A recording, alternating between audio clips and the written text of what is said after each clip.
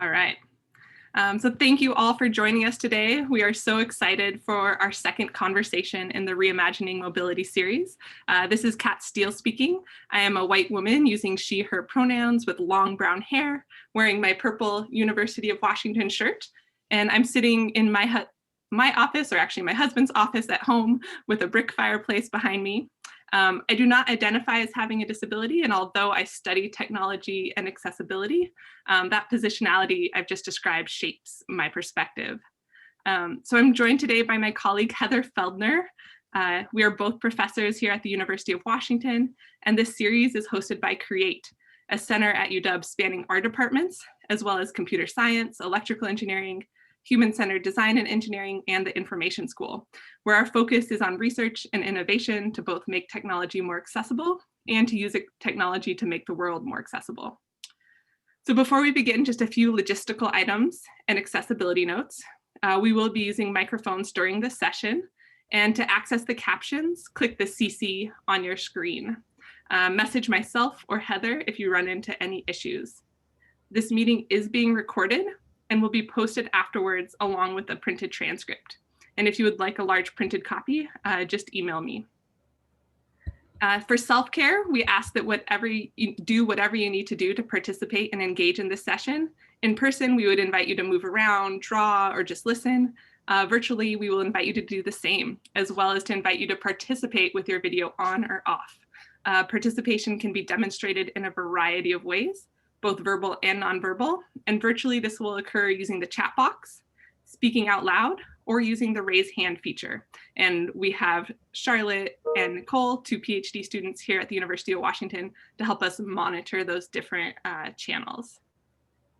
We do ask that you please remember to mute your microphones when you're not speaking. And we also want to recognize that accessibility is an ongoing learning process, and there are often competing accessibility needs. So this is something that we constantly learn from and get wrong a lot, and that helps us get it right more of the time in the future. So if you have any accessibility feedback for us today, please don't hesitate to let us know. So now I'm going to turn it over to Heather. Thank you, Kat, and welcome everyone. Thank you for being here. Just one more quick accessibility note. If you prefer to use captions during the session, along the bottom of your Zoom controls, there is a More button, and you'll be able to show captions in a subtitle format or view the full transcript as you prefer. So this is Heather speaking. I'm a cisgendered white woman with short brown hair streaked with gray and wearing dark glasses. And I'm also sitting in my office. There's a window to my right and a light blue wall behind me taped with my son's drawings. I also use she, her pronouns and identify as non-disabled as well. So kind of taking off from last week, last session, excuse me, not last week, Sarah Hendren shared with us how we can reimagine and reframe our world and the experience of design. Her video is online, the video from this session, and we're going to post it in the chat if you missed that one. And today we're actually going to be looking at mobility from the standpoint of innovation and product development. And so I am very honored to introduce our speakers today. First, Jered Dean. Jered is co-founder and chief technology officer at LUCI, where he brings his decade-long experience in new product development to the forefront. And Jered founded LUCI in 2017 with his brother Barry in hopes of creating a technology that could improve life in a power wheelchair for his niece, Catherine. And as a CTO, he heads up all of the product development and innovation, which includes overseeing a team of 15 engineers, more than 15 engineers out in Denver, Colorado. And during his time at Synchronous, where he worked in product development, Jered was also responsible for planning and executing a number of projects related to things such everything ranging from complex weapon systems to medical devices. So his experience and expertise includes control systems design and engineering, IP creation, project management for new product development, and design of molded components. And he's the former director of capstone design at the Colorado School of Mines, where he taught students engineering through project-based learning. And he continues to live in beautiful Denver, Colorado, and hopefully sunny Denver, Colorado. And Barry Dean, who is Jered's brother. Barry Dean is actually an award-winning songwriter turned wheelchair technology founder. So a very interesting background there. And he is CEO of LUCI, and Barry sets the strategic vision and leads the company towards its goal of providing security, stability, and connectivity for powered wheelchair users. And he founded the company with Jered in 2017, as I mentioned, in hopes of building a better solution, a smarter solution for his daughter, Catherine, and all powered wheelchair riders. So he is a founding writer at Creative Nation Music, Recording Academy, Nashville chapter governor, and has previously served 2 terms as a board member of the Nashville Songwriters Association International. So maybe he'll sing for us today. Prior to becoming a songwriter, he led the market strategy and product development for a leading education technology company. And Barry lives in Nashville, Tennessee. So we are super excited to have the Dean brothers with us today. And what we want, oh yeah, absolutely. And what we're going to do to start things off is we're going to show a brief video that kind of provides an overview to introduce how Barry and Jered's journey began and has progressed kind of up to today. And after the introduction, we're going to take a deeper dive, really looking at the processes towards innovation and Barry and Jered's design thinking and process development that has really gone into to LUCI. So without further ado, we're going to go ahead and start the video for you. This morning, we take a look at an important issue for people with disabilities, wheelchair safety. More than 2.7 million Americans rely on wheelchairs to get around, but every year, more than 100,000 are injured in wheelchair-related accidents.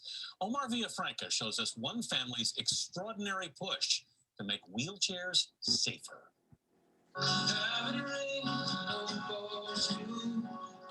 As a Grammy-nominated songwriter, Jered Dean is credited with several top Billboard hits.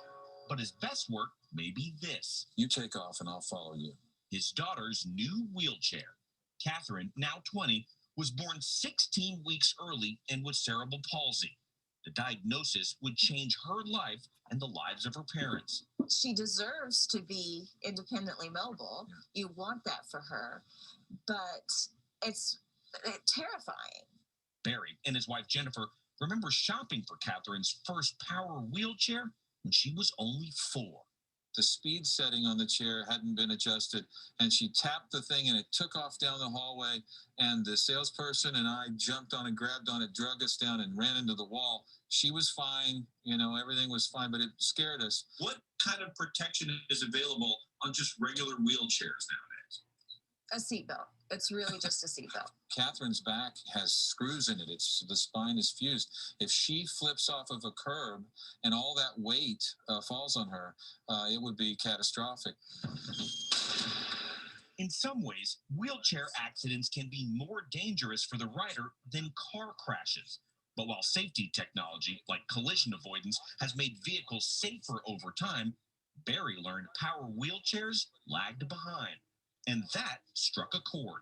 We couldn't believe that it didn't exist. I'm not willing to spend 10 or 20 years of Catherine's life waiting for someone else to make it a priority to do the right thing. He sought the help of his brother, Jered, an engineer, and the siblings went to work to make Catherine's wheelchair smarter. There are problems that are intellectually challenging, and then there are problems that you really care about. And this is the first time in my life that both of those have hit at the same time. That's a pretty powerful combination. After 3 years of trial and error, the result is LUCI, an add-on hardware and software system for power wheelchairs. You've got cameras and ultrasonics and radar, millimeter wave radar technology. Named after Catherine's favorite Beatles song, LUCI has grown from a family passion project into a company. It does collision avoidance so you won't run into people or things or pets. It does drop-off protection so you won't drive off curbs or have those kinds of catastrophic problems. And then it tip-over warning and alerts. Time magazine called it one of 2020's best inventions. What was it like seeing your daughter in that chair for the first time? It was just such a relief. You know, she loves to be outside. She loves to be able to drive around the neighborhood, and to have just a little bit less stress in our world was a great thing. And for the accomplished songwriter, it may be his greatest hit. Doing good? As a dad, it's emotional. I love you. I mean, because you really want her to feel free and to be able to do what she wants. Are you going fast? For CBS This Morning. Perfect. So hopefully that you all were able to see that okay and enjoy. Oop, now I have to figure out how to get back. All right. So this session is all about reimagining mobility, and hopefully that video just gave you a little peek into the story of LUCI and a little bit about the technology. But today what we really want to focus on is the process. This is one example of reimagining, and in particular there's been some unique twists and turns in the path that Barry and Jered have taken that we really want to discuss and highlight today. And so when we're so that's going to be the focus of some of our next questions. So we are going to do a series of questions with Jered and Barry, but then we are going to open it up to audience questions at the end. So feel free to enter them anytime in the chat if something comes to mind, and we'll be keeping track of those. And then also you can be thinking for the end. But in the vein of, yes, it's very cool technology that you all have developed. Yes, you know, we love all the sensors and tech. I'm the engineer here speaking. But you guys really had a unique process. And so that's where I'd like to start today. One of the things you guys have mentioned was something that you call 42 stories, and how the process through which you went to dreaming what a safer and a safer wheelchair that can enable Catherine and other users' lifestyle. So Barry, can you maybe start off today by telling us just a little bit about that process and what 42 stories was?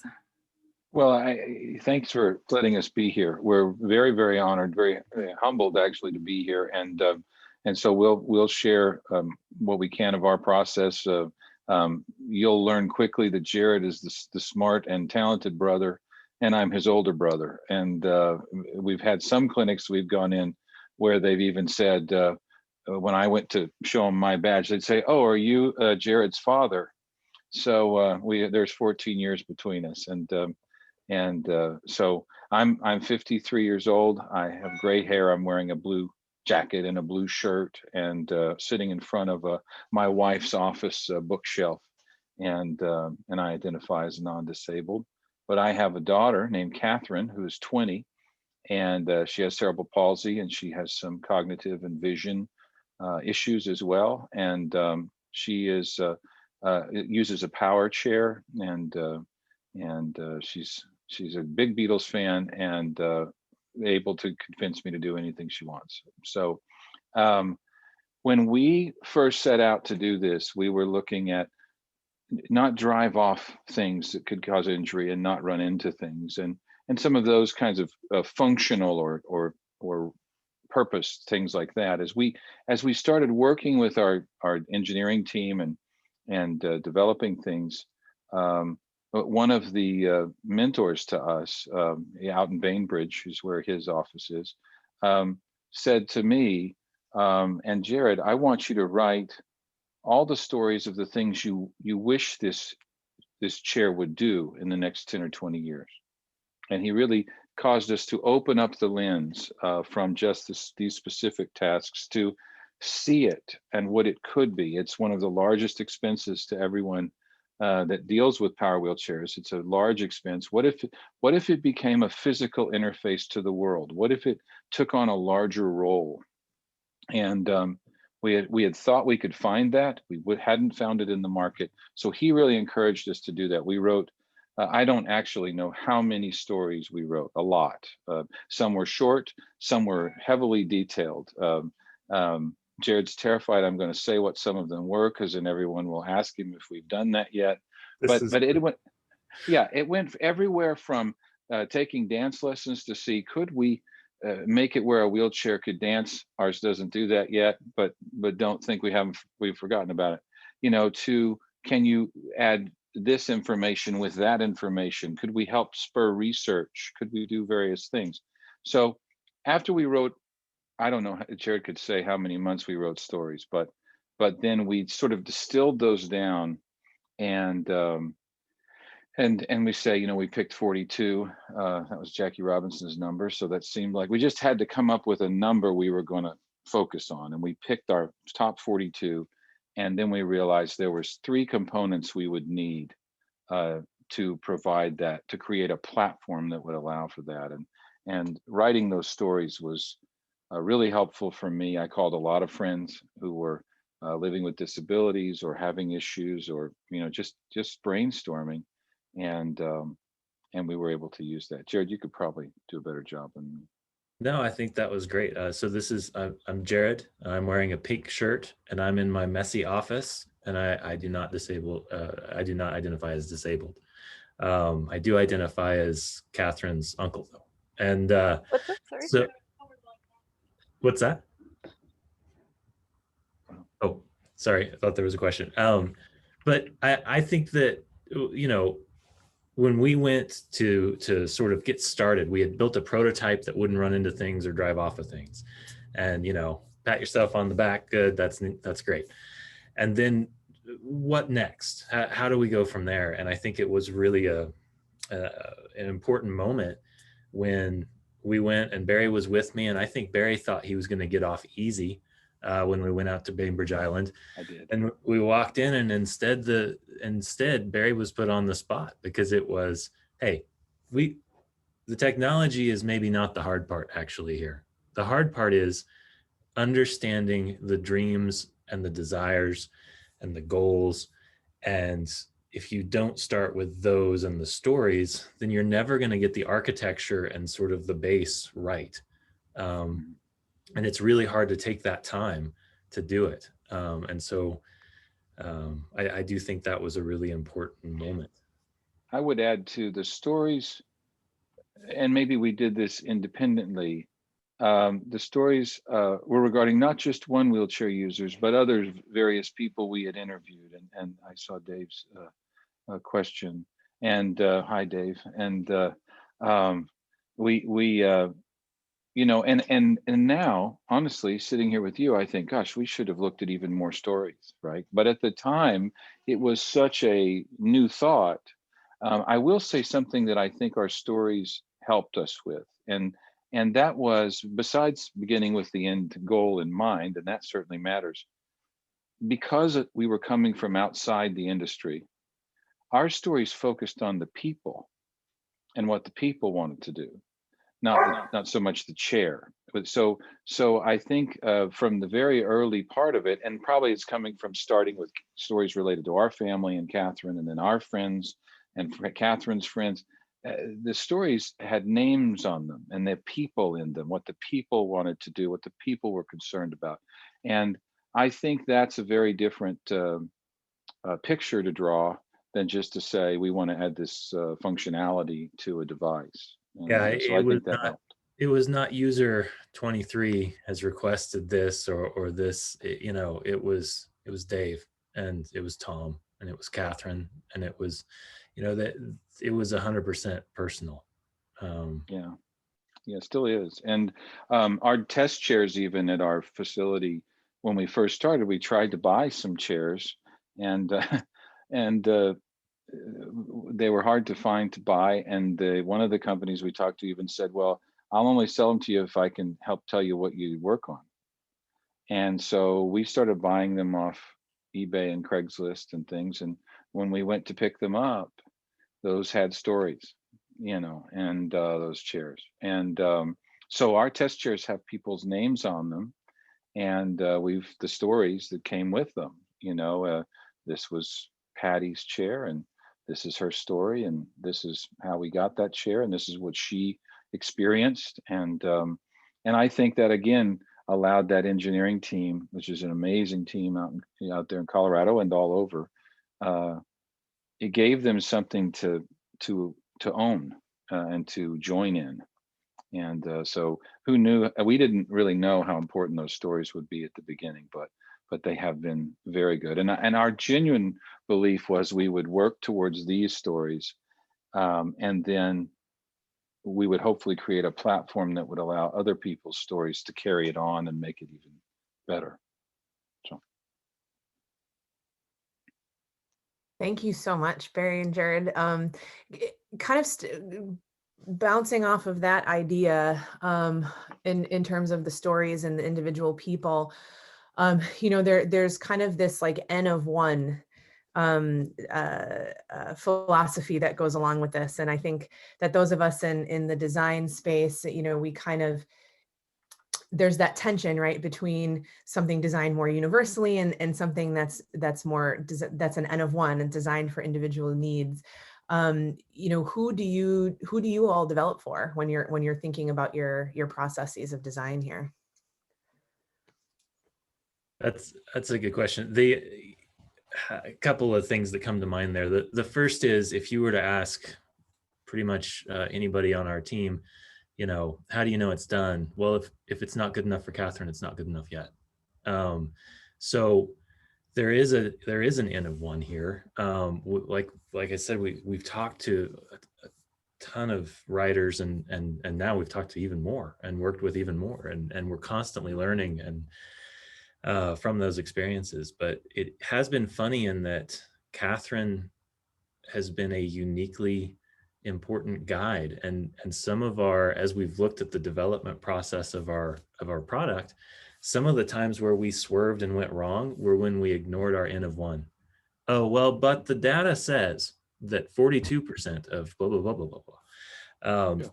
Every time we've made decisions based on the data, instead of a person, we've made the wrong call, I feel like. I don't know. That's normally his brother who's done that.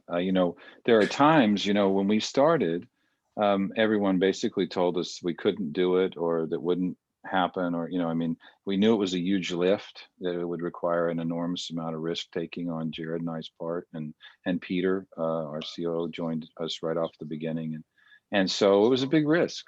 And I think in some ways that made us a little more, gosh, what's the word? Ferocious about reaching for something.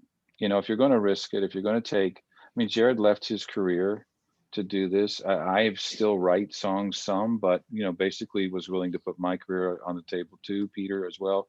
If you're going to do that and no one's really going to say, yeah, the industry's here for you, you want to make a dent, and so we kind of started pushing. But I will tell you, Catherine, originally we started to solve a personal need. We had a need. We weren't trying to start a company. We were trying to address a need.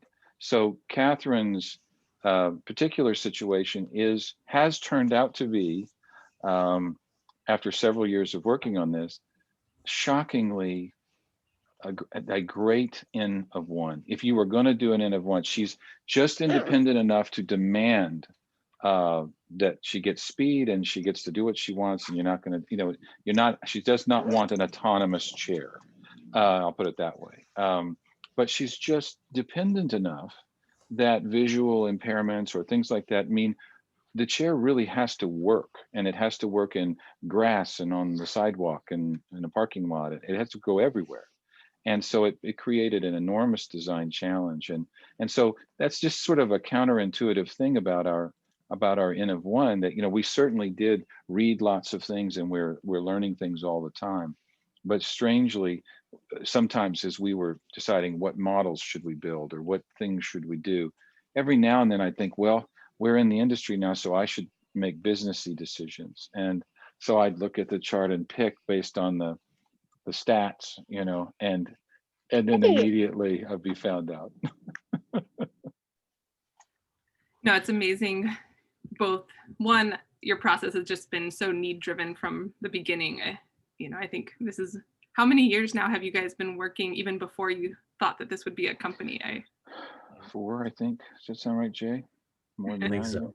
Yeah. yeah. I think that- And I will say this: the N of 1 is, I understand, a dangerous thing. I understand the logic of having a large sample size, and sometimes that gives you great clarity, but sometimes it gives you great mediocrity or great generalization. And in songwriting, we're taught as professional songwriters, we generally say, the more connected you want to be with your audience, the more specific you will be. So especially in country music, you use incredibly detailed things, and people then take that and attach themselves to it. And so there was a trust of, I may sing, I don't know what a current song, but I may sing a Billie Eilish song and I have very little in common with Billie Eilish, but I love that song and I love how it makes me feel. There's a Dua Lipa song right now I keep playing all the time, and I have nothing in common with that song, but it feels like me, to me. I just love that song. So we kind of trusted that we would follow really detailed, granular stories and sort of know these stories. There's an old writing expression: if you're going to write science fiction, you've got to know that fictional world like God knows this one, is the saying. And so we just tried to immerse, and we're still doing that. We're learning every week. We go, oh, I didn't understand that. Oh, I didn't perceive that before. And so it's really wonderful. No, that's a great analogy, and I never would have thought of the songwriting connection there. So I did want to connect to one of the points that you mentioned about Catherine there, and the autonomy and independence. So autonomy, independence, interdependence is a common theme that keeps coming up. And as you noted, it was, I think, one of those original pillars for needs that you were investigating. So LUCI is defined as a semi-autonomous technology. But Jered, how can we as a society start to reimagine what autonomy means for people with disability? And how have you been thinking about that in your design process? Yeah, there's a big push for autonomous everything, but especially obviously with transportation, autonomous cars and such. And there are definitely situations where somebody wants to go in and let the machine take control. And then you run into all sorts of interesting discussions there about the limits of knowledge for those autonomous systems and all that. But we're talking about assistive technology here. Catherine doesn't want an autonomous wheelchair. She may want her wheelchair to do specific things in an automated fashion from time to time, but she's going to want to choose those things. And that's a theme that we've seen over and over and over again with the wheelchair riders we're working with, is they're looking for independence, confidence, inclusion, technology inclusion, things that aren't just straight autonomy. And so this idea of shared control and having the technology actually be an assistive technology is really core to what we're doing. And so constantly, oh yeah, you're making an autonomous wheelchair. No, we're not. Much harder than that in some ways. We're trying to figure out how to get the rider, the driver, to feel extremely confident, to increase their independence because of assistance of smart technologies, not because they've been taken out of control. And so we talk a lot and are continuing to improve and play with this idea of how you do that transfer of control and how you fuse those things so that it's a really seamless experience and a great experience for riders. And so Go ahead, Jered, sorry.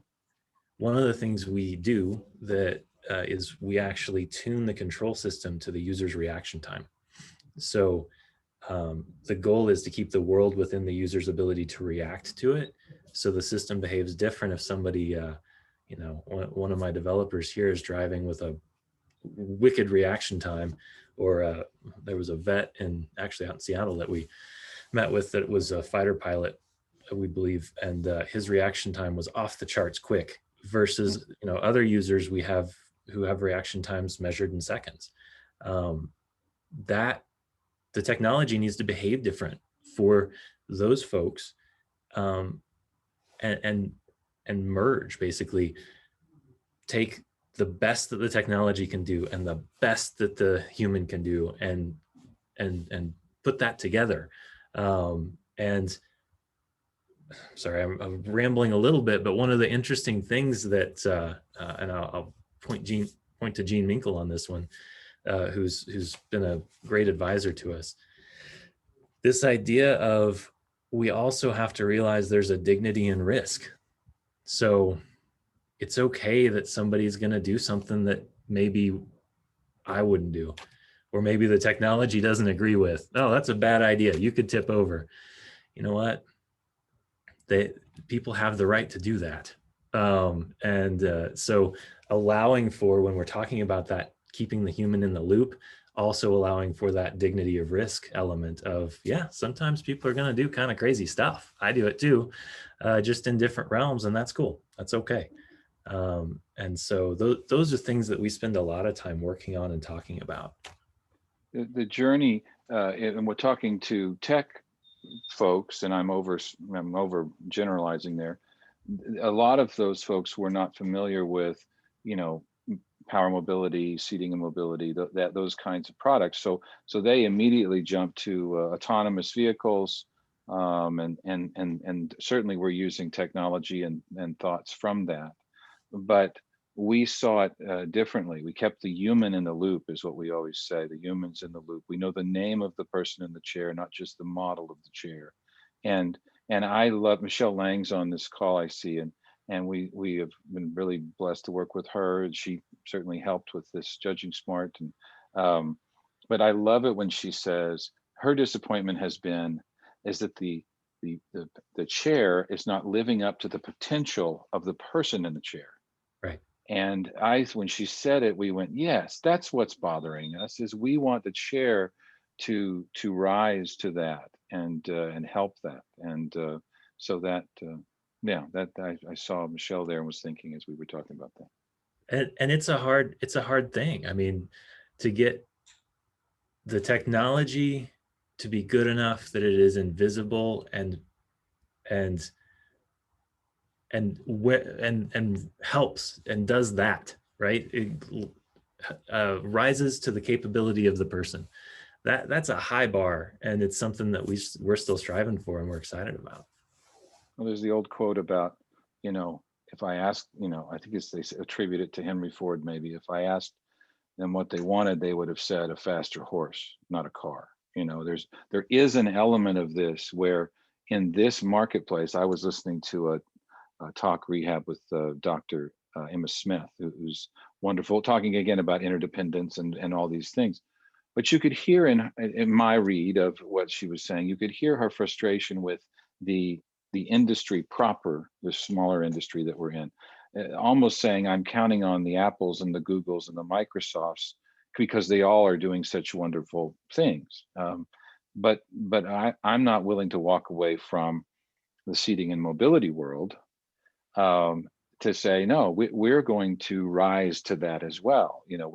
All we have to do is connect it to the world that exists. We're just behind, and we can make a leap forward. I understand that, like someone was asking about the types of questions you ask, and Jered will be better at this than me, but I would say a part of it was just immersing ourselves with people and spending time with them and just watching. I do, and this is the songwriter in me, I see humans as somewhat illogical and not complete. I believe this, but I do that. I believe I should eat healthy. I'm very strong, very opinionated. I don't drink soda pop. I eat ice cream every night. Well, that's illogical, but that's the human in me, and so we kind of looked for those things. We would ask particular questions about, is there anything that's, any stories? We mostly ask them to tell us the stories of their lives, and they tend to comment about them because that mobility component and the seating component and some of those, that fashions into the story, you know, and so pretty quickly you start to see places where you could try to help. I think that's just jumping off that. I think we don't have brilliant questions that we ask about the product with users. We watch and we listen. The questions we tend to ask of writers and users are about dreams, trips, things they're going to be doing. We don't tend to have a great set of questions necessarily around the product because we're listening and we're watching on that. We're asking about, you know, what's next, where they're going, what they want to do. I see Peter has a question. What's the benefit of writing those stories rather than asking the disabled people to write their own, which is a great question. I think that source material is, you know, sacred. And so I'd love to read stories like that. I will also say the way the funding situations they're dealing with, we've enjoyed, United Spinal has a TAG team of people, and I love what they're doing of having those stories told directly to technical companies and engineers and people interested in that. Nothing is more valuable than that. At the same time, a lot of times when we're asking questions or learning stories, one of our big roles is to convince them that we really want to hear what they want, not just what they believe is possible, because they have dealt with a lot of disappointment. I mean, even now, public policy in some areas is saying, hey, we'll only fund it for use in your home, as if you don't, as if you're not part of the community, or you don't need to go to work, or you don't want to do this or that or the other. It's a very narrow, I'm trying to filter my words as a parent. I find it offensive. It's an offensive definition, and hopefully that'll get changed. But if I ask someone who has been on the receiving end of a policy like that, what do you want, or what are you interested in? They tend to temper it based on what they kind of, the known world, what they know is possible, and all these other things. So one of the things we did spend time with, and this also addresses Melissa's question, was letting them know we were just crazy enough to go with them. We're just crazy enough to really want to know. I really want to know. And that came from Jered and his team, but also from Dan and the team we worked with on Bainbridge, because the first thing he said to us was, everything exists. There's no technological problem we can't solve, but we must know what we want to do and why. And that's really what we were, at the core, that's what we're looking for. Is there a way to do that? Is there a way to do it easily? Does it already exist? If so, I don't need to reinvent something that already exists. I need to join and work alongside the good that's going on. I didn't mean to ramble. I got on my dad kick there, but I'm trying to answer the questions on the side here. Thank you so much. Yeah, you all are doing a fantastic job of moderating the session. Kat and I can just kick back and put our feet up, and yeah. No, thank you so much for this, and you know, I appreciate this idea of policy, right? Because I think one of the things that always comes up in my work is who gets to decide who receives what technology and when, right? And policy has a big role in that, right? And thinking about this idea of technology supporting access for people who may have been denied the opportunity to use a powered device for whatever reason, and someone else is making that decision for them, right? Whereas, you know, this kind of brings together that that idea of, you know, personal goals as well as technology that then can kind of push back on that and say, you know, I get to decide, you know, as a person who may be using this technology, like, and I think it kind of broadens that viewpoint a little bit and pushes back against that idea that someone else gets to decide for someone, you know, if they're eligible, you know, and I use air quotes purposefully in that instance, right? So thank you for sharing all of that those thoughts as well. We have a ton of questions to move to in our from our audience as well. And I think, is Tapo still here? I think. Yes. Awesome. So you had a question to. Yeah, thanks, Heather. Yeah. Jered and Barry's very, very impactful work. I was very impressed with all the discussions that are happening. So, I am also very interested in exploring the space of, how technology can enable people. Specifically, I'm looking at people with. Open Tapo, I'm going to pause you for just 1 second. You're getting a little quiet. Can you get a little louder? Hello, can you hear me? Yes. Oh, you're back, I think. Okay. Oh, yeah. Interesting. Maybe Zoom may have done something automatically. Okay. So what I was saying is, I am also very interested in how technology enables people to do tasks, and particularly I work on assistive robotics. And one thing that I have noticed, and I wanted to get your opinions on this, when I work with robots and I add more different sensors, for example, sensors, of course, can give us more awareness of what is going on in the environment. So I saw in your wheelchair, you have different sensors for collision detection, but it also adds uncertainty.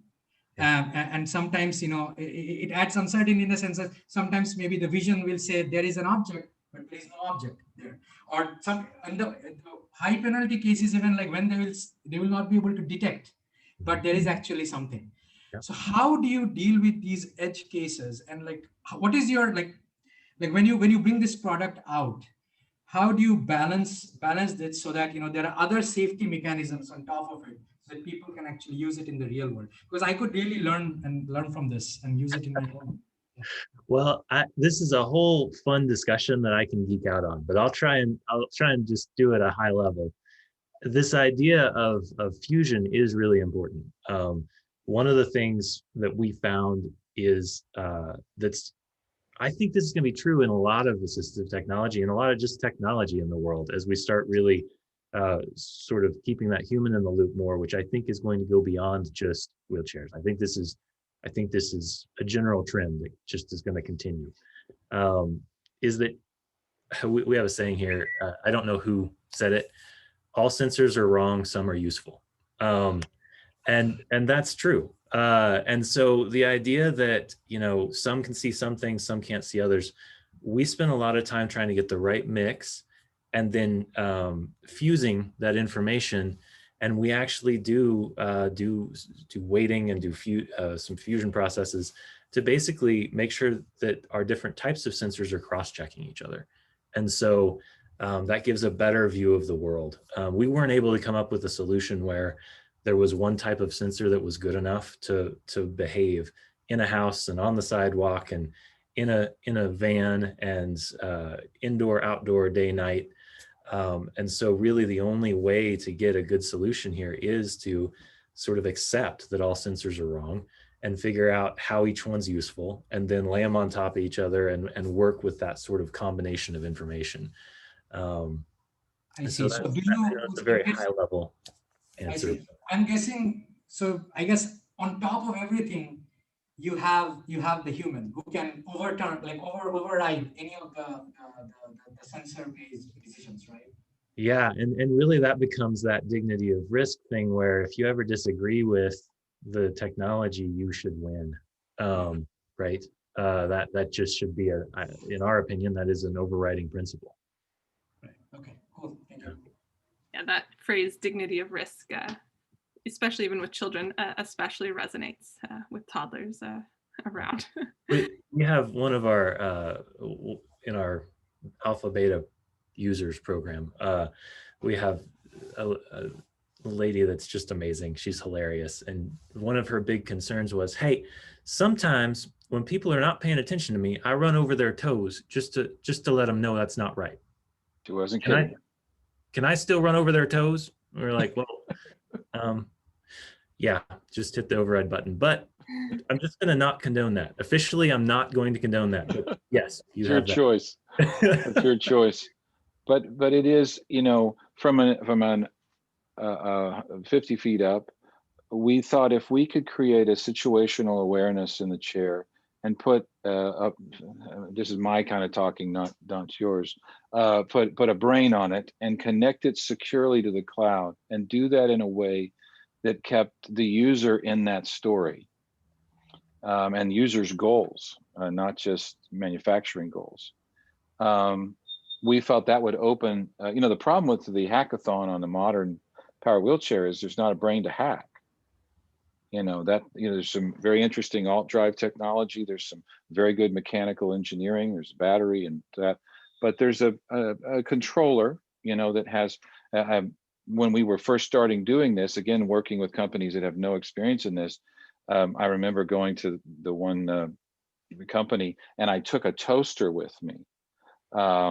It's a great toaster, and it has a button that says take a peek, where you push it and it brings it up and takes it right back down, and it has another button that says just a little more, because that's always the big issue, right, with toasting, is you think I'd like a little more, but I'll put it down, forget it, and burn it, right? So they figured out, I don't know what that is, but it works. And so I took it and gave them a toaster, and I said, the problem I have is adjusting my daughter's chair with these numerical codes. It's very much like this toaster. Are you a 5? Are you a 5.5? Are you 6? What kind of toast you like? And I said, but this toaster is kind of smart because it has this button. What I need your help with is making my daughter's chair smarter than this toaster. That's what I'm trying to do. And there's some really great people, and we've met even more like today, that are helping us, and we're learning as we go. There's so much that can be done. And I really respect what Dave, is it Jaffe?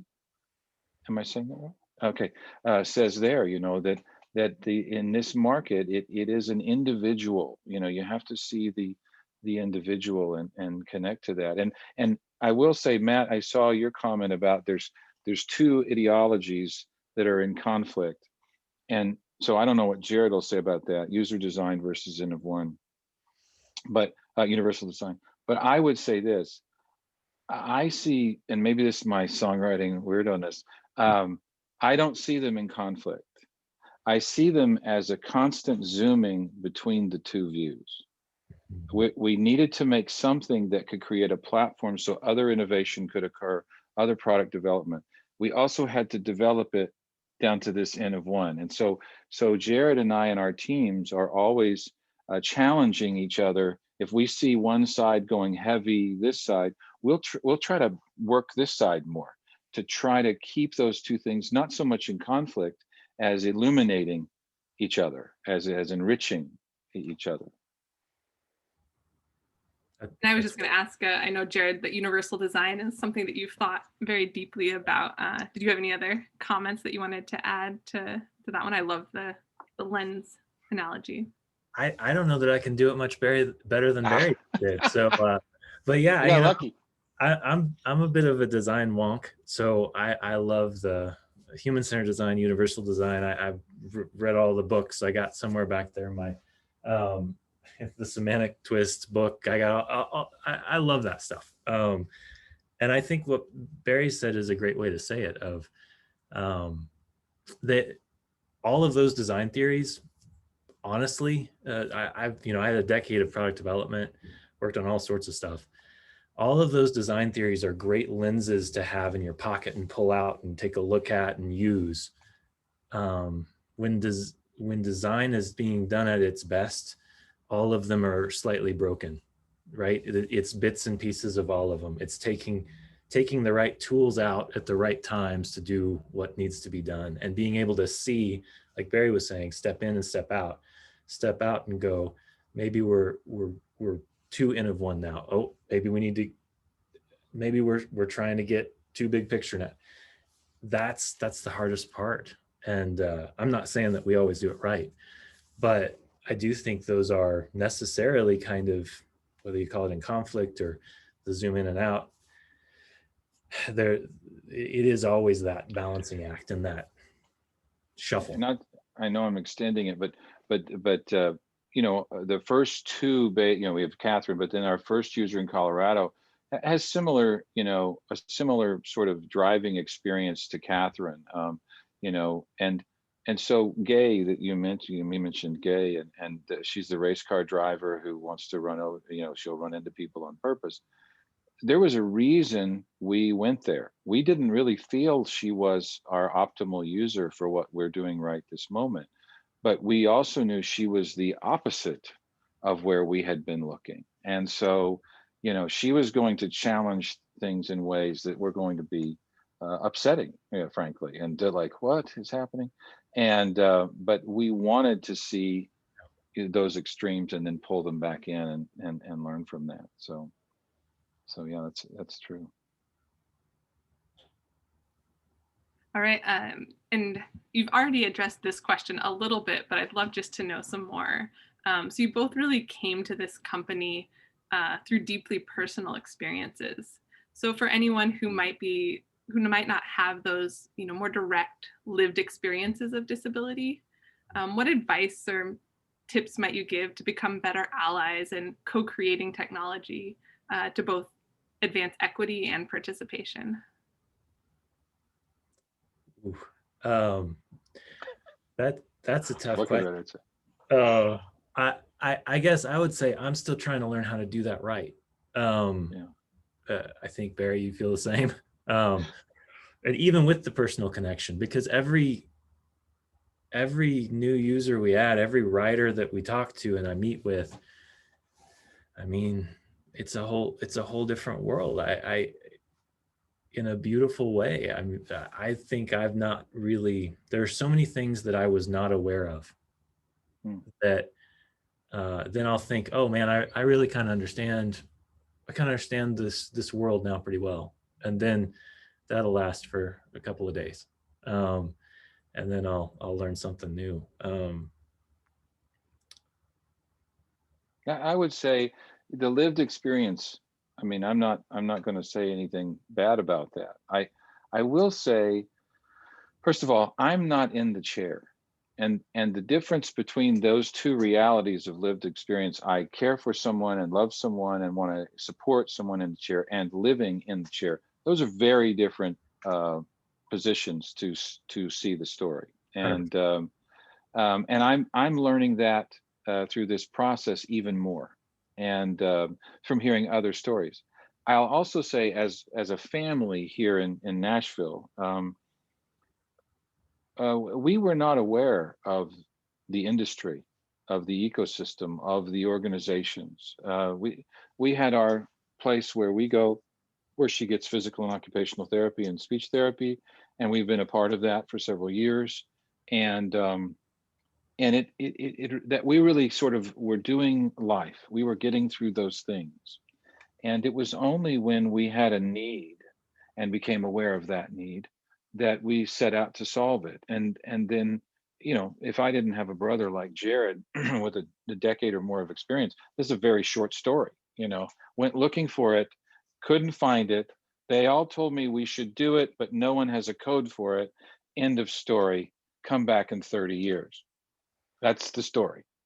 The strange hinges of the story are Jered and his expertise, and then the relationships that led us to the team in Seattle and the other teams, and that really opened up relationships. And even now in our company, we've been so fortunate to start working with other people, and bring them onto the team or collaborate with them. We did, because we were so small and because this was such an independent experience, we really had to rely heavily on collaboration as a focus.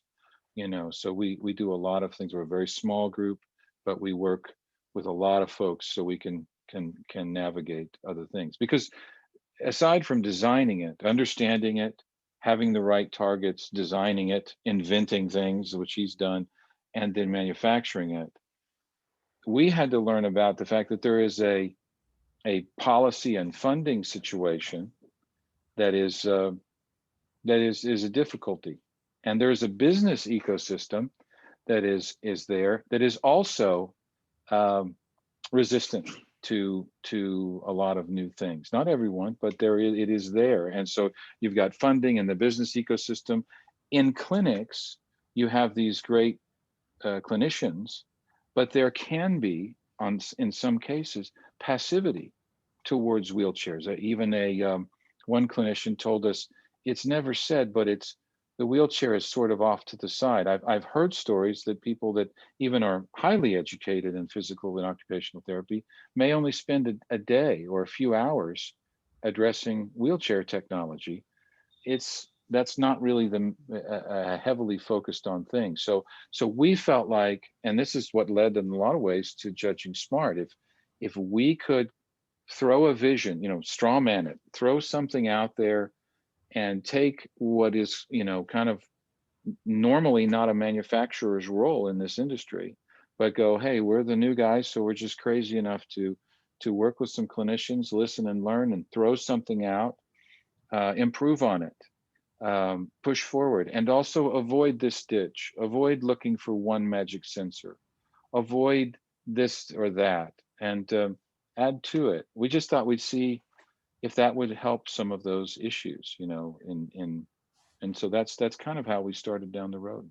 And tying that back across to the original question a little bit, because I didn't, it's a tough one, but I think what we've found is, first, I bet most people here have maybe not a family connection, but have more connections than they think. And so looking out for that, watching, and being willing to just start the conversation with somebody, whether that's, it doesn't have accessibility. It was Emma, what was Emma's last name? White, Dr. Emma White? Smith. No. Dr. Smith, you're right. All technology is assistive technology that I just heard last week or whatever on the podcast. I just keep coming back to that, and I'm going, actually, it's everywhere. We just aren't paying attention. And so I think and the community has been so welcoming, and willing to talk to us and teach us. And so I think, we're trying to be humble and listen.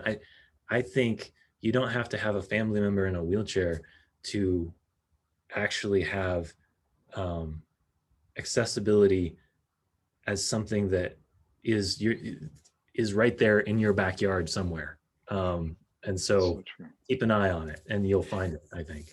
And this group of people are creators. And so this group of people will go, maybe not, you won't all go do wheelchairs or you won't all go do whatever assistive technology, but you will all end up somewhere, working somewhere and being the creative person that you are. So wherever you end up or whatever you start, if you're keeping these thoughts in mind, we're going to see products that have openings, links, doorways that are available to help everyone. So even if you end up working on gaming controllers, well, that's a pretty easy connection there, but you end up working on some other kind of software or whatever. If you've been exposed to it, I mean, once you see it, we a lot of times in our presentations with business folks who are not in this world, or even tech company folks, we'll show a little video with bad ramps, just ramp fail, to poorly designed ramps, that kind of thing. We do it because they've never noticed them.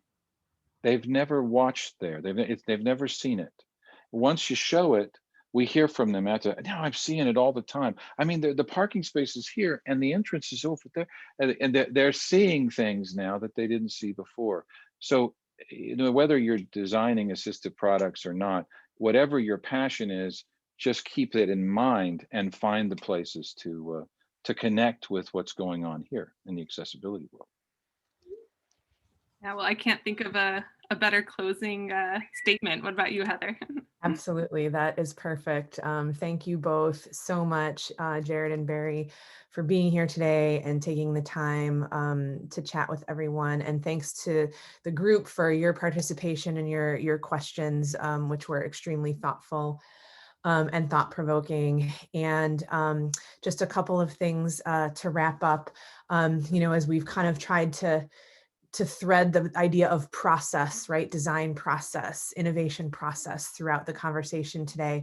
Just would encourage you all, if you haven't had a chance to look at Jered and Barry's Judging Smart document. There's hard copies of it. There's, I'm going to have you guys autograph mine or something for when you hit it big and someday.